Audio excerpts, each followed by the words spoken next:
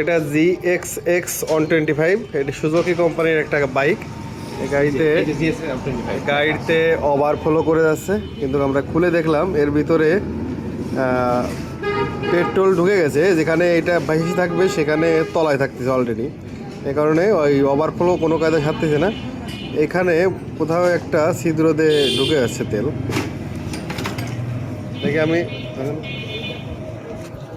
হাওয়া মেরে আমরা পরীক্ষা করবো যে কোন জায়গা থেকে হাওয়া যাচ্ছে। এখান থেকে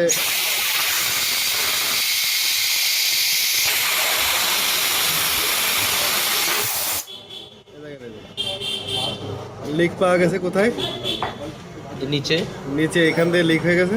হ্যাঁ, এই কারণেই আছে এই পেট্রোল ঢুকে গেছে এই সাইড দিয়ে। দীর্ঘদিন তেলের ভিতর থাকতে থাকতে তেলের ভিতরেই থাকবে, এটা ভেসে থাকবে, সেখানে ডাউন হয়ে যাচ্ছে। আমরা এটাকে ঠিক করব, এই হাওয়া দিয়ে দিয়ে এই পেট্রোলটা বের করব।